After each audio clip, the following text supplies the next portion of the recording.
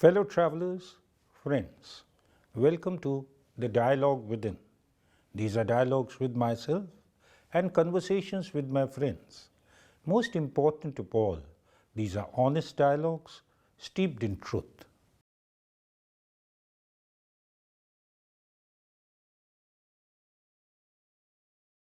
Fellow travelers, friends, लॉटी और professor साहब साथ बैठे डिनर कर रहे थे और डिनर ख़त्म हुआ तो उन लोग का एक रिचुअल था कि हमेशा 9 बजे की जो ऑल इंडिया रेडियो पे न्यूज़ आती थी दोनों सुना करते थे और वो न्यूज़ उस समय बड़ी पॉपुलर थी। अभी भी अगर याद करें, पुरानी बात है, ये 70s की बात है कि हिंदी में न्यूज़ अनाउंसर थे, अब आप समाचार देवकी नंदन पांडे से सुनिए, या फिर द न्यूज़ रेड बाय बॉर्डन हल्दर, अंग्रेज़ी की न्यूज़। तो दोनों प्रोफेसर साहब और लॉटी रेगुलरली 9 बजे की न्यूज़ सुनते थे और न्यूज़ के बाद लॉटी तरह तरह के सवाल प्रोफेसर साहब से सुनता था। तो एक दिन की बात है, न्यूज़ सुनी दोनों ने और उसके बाद लॉटी ने बोला कि आज न्यूज़ में कुछ था नहीं, नथिंग। और प्रोफेसर साहब की एक और आदत थी, वो डायरी फॉर्मल सेंस में तो नहीं रखते थे, लेकिन यदा कदा यहीं कहीं पे भी जो है ना वो अपना कुछ ना कुछ थॉट्स लिख देते थे। अखबार के कोने पे लिख दिया या फिर जिस लिफाफे में जो है ना सामान बाज़ार से आया उस पे लिख दिया, छोटी सी पोइट्री लिखी हुई मिल जाती थी, या इंडस्ट्रियल इकोनॉमिक्स की किताब के पीछे कहानी लिखी हुई है, छोटा सा इंसिडेंट लिखा हुआ है, या शेर या शायरी लिखी हुई है। लेकिन एक बड़ी इंटरेस्टिंग चीज़ थी, जो भी वो लिखते थे उसके नीचे अपना हस्ताक्षर करते थे और साथ में डेट और प्लेस लिख देते थे। तो उस दिन जो है कुछ न्यूज़ में था नहीं और प्रोफेसर साहब उठ के स्टडी की तरफ अपनी जाने लगे तो लॉटी ने देखा कि अखबार पे कुछ लिखा हुआ है और वो लिखा था, let everything come to you naturally like the nature's silent strength which changes coldest winter into a soothing spring. लॉटी ने पढ़ा, बोला प्रोफेसर साहब से, ये क्या है, इसके बारे में मुझे बताइए, आप इसमें क्या कहना चाह रहे हैं? नेचुरली कैसे चीज़ आ जाएगी? आदमी को एफर्ट करना पड़ेगा ना।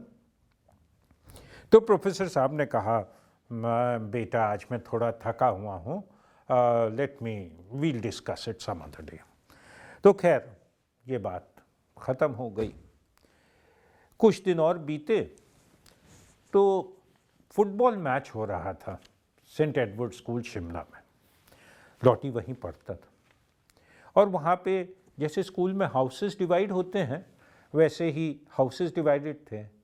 सेंट जॉन्स हाउस था, वो गोल्ड कलर की टी शर्ट पहनता था। सेंट मैथ्यूज़ जो है रेड कलर की पहनता था, सेंट मार्क्स ब्लू कलर की, सेंट ल्यूक्स ग्रीन कलर की।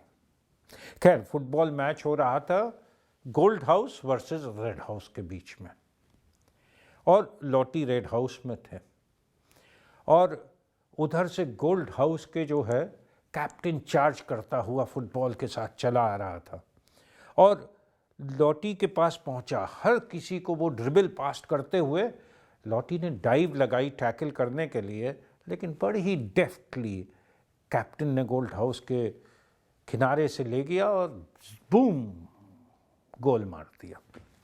और पूरे जो स्पेक्टेटर्स थे, स्कूल्स थे, खूब शोर होने लगा।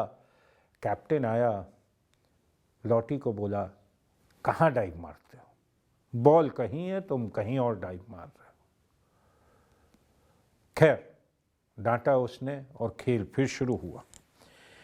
तो थोड़ी देर बाद बारिश हल्की सी होने लगी, लेकिन फुटबॉल के मैच में बारिश हो जाए तो और मज़ा आने लगता है और गेम चालू था। इस समय गोल्ड हाउस ने 2 गोल कर दिए थे और 1 गोल रेड हाउस भी कर चुका था।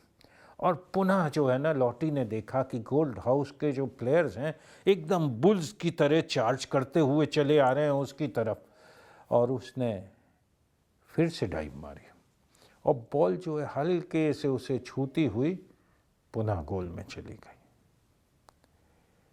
और कैप्टन फिर से आया और पूरी तरह डांटा उसे और बोला सेकेंड हाफ में you will not go to field, sit on the bench. खैर जो है लॉटी बेंच पे बैठ गए और स्कूल के बच्चे जो होते हैं ना बहुत चिढ़ाते हैं एक दूसरे को, बहुत बुरी तरह चिढ़ाते हैं कई बार। तो जो स्पेक्टेटर्स में स्कूल के बच्चे बैठे थे उन्होंने लॉटी को चिढ़ाना शुरू कर दिया। वो चुप अपना सर जो है नीचे किए बैठा रहा। उस दिन शाम को वो स्कूल बस से वापस नहीं गया, पैदल गया। उसे पता था कि बस में भी जो है बच्चे उसे चिढ़ाएंगे। कई बार उसके आंख में आंसू भी आए जब घर जा रहा था। जब घर पहुंचा तो प्रोफेसर साहब ने देखा कि कुछ गड़बड़। तो प्रोफेसर साहब ने पूछा भाई क्या हुआ। लॉटी ने बताया थोड़ा बहुत। उन्हें पता लग गया कि भाई गड़बड़ है, बेटे से अच्छा नहीं हुआ है। तो इधर उधर के सवाल करते रहे और फिर ही लेट इट पास। कुछ दिन बाद ऐसा हुआ कि फिर मुंह लटकाए लॉटी आए स्कूल से और उन्होंने कहा भाई जनरल नॉलेज क्विज की टीम में उन्हें नहीं सेलेक्ट किया। तो प्रोफेसर साहब ने बोला कि बेटा आजकल तुम्हारी पढ़ाई जो है ना वो भी थोड़ी सी पिछड़ रही है। साइंस में भी कम नंबर आए थे, अब दूसरा एग्ज़ाम साइंस का आने वाला है, एकेडमिक वाला भी गड़बड़ हो रहा है, थोड़ा स्पोर्ट्स का भी गड़बड़ हो रहा है। उन्होंने पासिंग फेज़ ये समझा। लेकिन कुछ दिन बाद क्या हुआ कि लॉटी का वो 3 मंथली जो रिज़ल्ट आता है वो आया। तो सेंट एडवर्ड में क्या था कि जो एकेडमिक एक्सेलेंस करते थे बच्चे तो उनको पिंक कार्ड आता था 75% एंड अबव। 60 एंड 75% होता था तो ग्रीन कार्ड आता था, और फिर एवरेज होता था तो वाइट कार्ड आता था, और बिलो एवरेज होता था तो येलो कार्ड आता था। तो कुछ दिन बाद देखा कि साहब पहले ये पिंक कार्ड आया करते थे, फिर ग्रीन आया और अब वाइट कार्ड आ गया। तो प्रोफेसर साहब ने सोचा कि भाई अब समय आ गया है लॉटी से बात करनी चाहिए। तो एक वीकेंड पे उन्होंने लॉटी से बोला चलो बेटा let's go for a long morning walk, Summer Hill से चलते हैं माल रोड के लिए। वहीं पे ही जो है ना अपना कॉफ़ी हाउस में डोसा खाएंगे, कॉफ़ी पिएंगे, ब्रंच करेंगे। फिर क्या था, लॉटी खुश।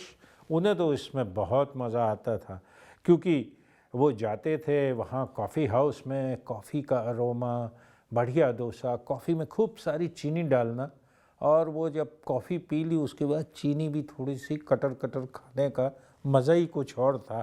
तो वो खुश एकदम। और फिर जो है कई बार वहाँ मुनरवा बुक हाउस है तो वहाँ भी पहुँच जाते थे। जब माल रोड गए एक आधा बुक खरीद लेते थे। जब बुक खरीदने की बात होती थी तो प्रोफेसर साहब से अमीर कोई इंसान इस दुनिया में नहीं था। तो लॉटी जो है खुश, बड़े खुश ये सुन के उन्होंने फटाफट अपने जूते वूते पहने और दोनों प्रोफेसर साहब और लॉटी निकल पड़े समर हिल से माल रोड के लिए। अच्छा मौसम था, नीला आसमान था, थोड़े थोड़े सफ़ेद बादल तैर रहे थे उसमें, एकदम डार्क ग्रीन पेड़ देवदार के एक तरफ और दूसरी तरफ रोडोडेंड्रॉन के पेड़ जिस पे लाल फूल होते हैं, बहुत सुंदर दिखते हैं लाल फूल। और उन फूल का तो वो एक्सट्रैक्ट निकाल के, एसेंस निकाल के शरबत भी बनाया जाता है। और जो है दोनों चल पड़े अपने घर से और रेलवे स्टेशन को क्रॉस किया।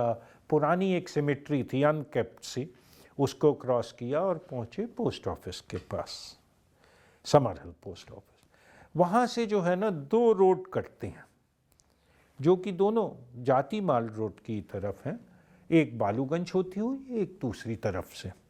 और ये रोड जो है ऐसा है जैसे कि एक दो हाथ हैं, प्रॉस्पेक्ट हिल को उन्होंने ऐसे पकड़ा हुआ है। और प्रॉस्पेक्ट हिल के ऊपर तो बड़ी ही एलिगेंट शानदार बिल्डिंग है, वाइस रीगल लॉज, जो कि अब इंस्टीट्यूट ऑफ एडवांस स्टडीज़ है।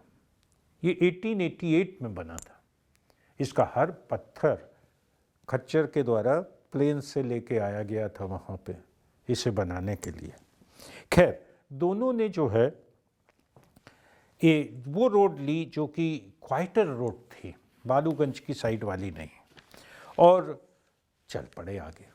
थोड़ी देर बाद चहल पहल जो यूनिवर्सिटी की समर हिल में थी, जहाँ पे स्टूडेंट्स वॉक करते रहते हैं, वो सब पीछे हट गई और क्वाइट हो गया मामला।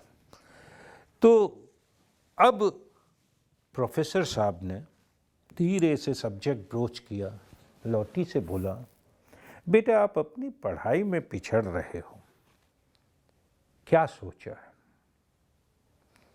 तो लौटी ने बोला, हाँ ये तो है, मैं कोशिश करूँगा टू डू बेटर। प्रोफेसर साहब ने देखा कि बच्चे की बॉडी लैंग्वेज जो है बड़ी वीक, जोश नहीं है बोलने में कि मैं कोशिश करूँगा, बड़ी दबी ज़ुबान में बोला। खैर, वो चुप रहे, चलते रहे। थोड़ी देर बाद उसमें एक रेन शेल्टर आता है, उसे क्रॉस किया और फिर प्रोफेसर साहब ने बोला कि लौटी आपने सोचा है कि कैसे करोगे? और ये कह के और आगे बढ़े। लौटी ने भी जवाब में बोला, मैं करना तो चाहता हूँ कि मैं स्पोर्ट्स में भी अच्छा करूँ, मैं स्टडीज़ में भी अच्छा करूँ, लेकिन कर नहीं पाता। मुझे लगता है मेरा नेचर ही ऐसा है। लौटी थोड़ा अपसेट फील कर रहे थे, क्योंकि वॉक जो है जिस तरह की उन्होंने सोची थी वैसी नहीं थी, थोड़े डिफ़िकल्ट क्वेश्चन पूछे जा रहे थे। प्रोफेसर साहब चुप रहे। और कब जो है चीफ जस्टिस का घर के बगल से गुजर गए, दोनों को पता नहीं लगा। और पीटर हॉफ के बगल से, जो कि एक समय स्टेट गेस्ट हाउस था, अभी भी शायद है, उससे जो है गुजरे और चौड़ा मैदान के पास पहुँचे। वहाँ पे जो है सिसिल होटल है। सिसिल होटल है जहाँ से एक बहुत बड़े होटेलियर ने अपनी जो है लाइफ की प्रोफेशनल जर्नी की शुरुआत करी थी। तो उस समय ये सिसिल होटल के पोर्टिको में बहुत बड़ा शीशा लगा हुआ था और एक दरबान होता था, काली अचकन पहने हुए, ब्रास के बटन, मरून पगड़ी, बड़ी बड़ी मूछें, हैंडल बार मुस्टैशेस जिसे कहते हैं।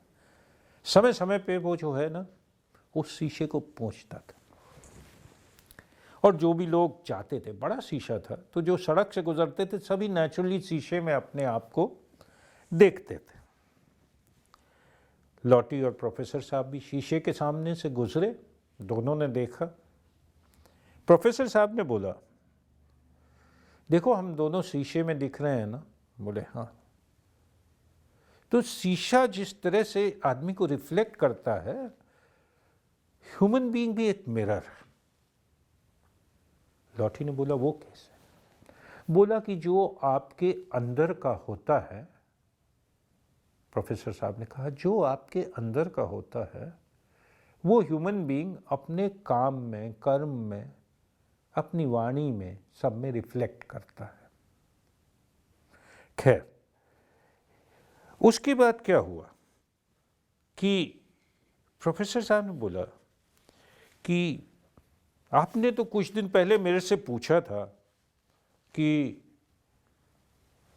How does nature work in words, nature किस तरह से नेचुरली थिंग्स को करता है। तो मेरा तो ये मानना है, प्रोफेसर साहब ने कहा, नेचर कुछ नहीं, nature is just a set of habits and attitude. आप हैबिट्स बदल दो, एटीट्यूड बदल दो, जिंदगी बदल जाएगी। लॉटी ने बोला कि मुझे कुछ समझ नहीं आ रहा आप क्या कह रहे हो, आप ये बताओ मुझे कि मुझे करना क्या है। प्रोफेसर साहब मुस्कुराए, बोले यस, मैं तुमसे यही सुनना चाहता था। अब तक वो सैनिटोरियम हॉस्पिटल और आर्मी ट्रेनिंग कमांड के लेफ्टिनेंट जनरल का घर क्रॉस कर चुके थे, कैनेडी हाउस क्रॉस कर रहे थे, जहाँ पे मेजर कैनेडी कभी जो है घोड़े पे राइड किया करता था।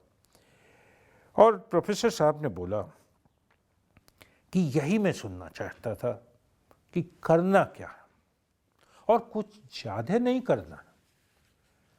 All you need to have is a correct attitude.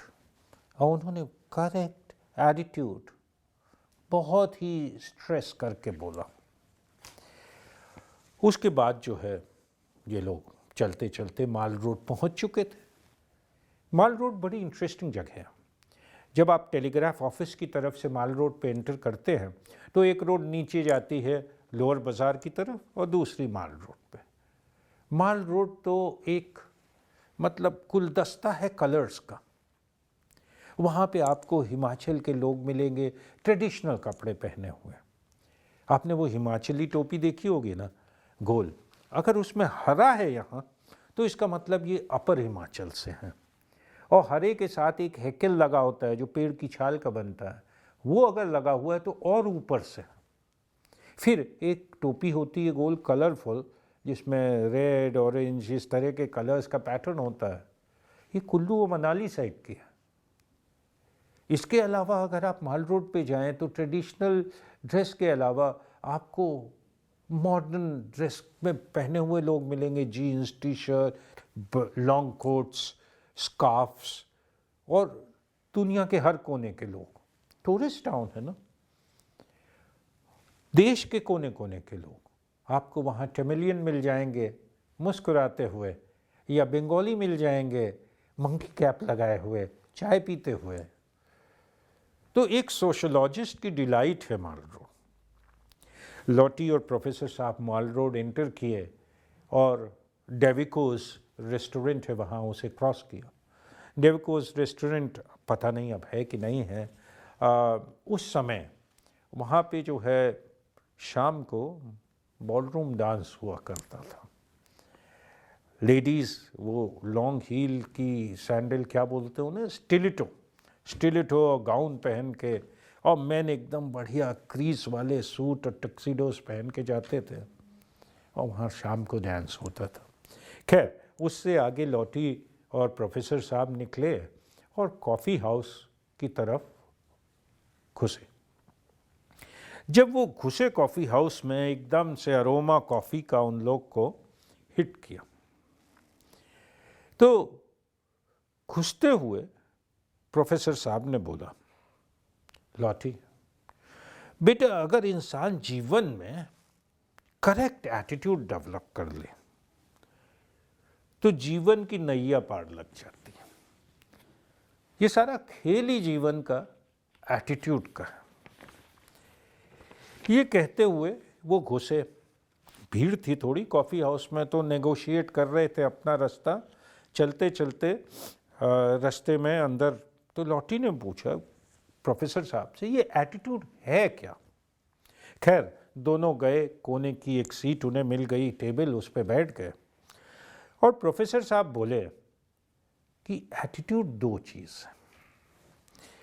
Attitude पहली चीज़ है कि किसी सिचुएशन के बारे में, किसी व्यक्ति के बारे में, किसी और जो थिंग्स हैं लाइफ में, उसके बारे में आप कैसे सोचते हो, क्या फील करते हो उसके बारे में, ये तो पहली चीज़ है। लेकिन जो हम लोग का डिस्कशन हो रहा है उसमें प्रोफेसर साहब ने बोला कि जो भी सिचुएशन लाइफ की है उसे आप किस भावना से कैसे अप्रोच करते हो, ये एटीट्यूड है। This is attitude in action. खैर, ये बोला उन्होंने, बैठ गए।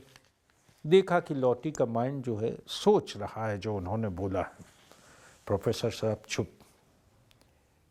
वेटर आया, बढ़िया सफ़ेद कपड़े पहनते थे वेटर, ग्रीन कलर का कमरबंद और पगड़ी लगा के।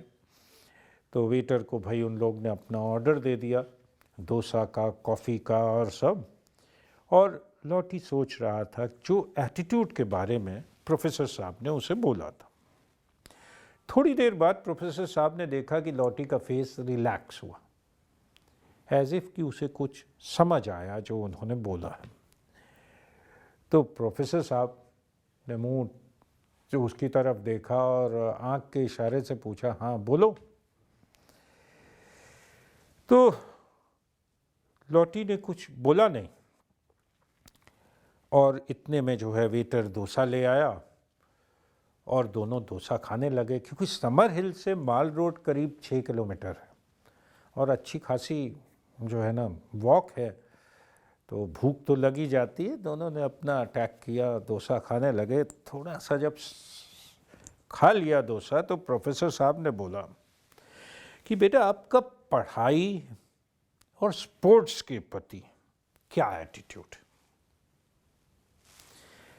अब लॉटी चुप, सोचने लगे और बोले प्रोफेसर साहब से कि मैंने ऐसे तो कभी सोचा ही नहीं कि मेरा एटीट्यूड क्या।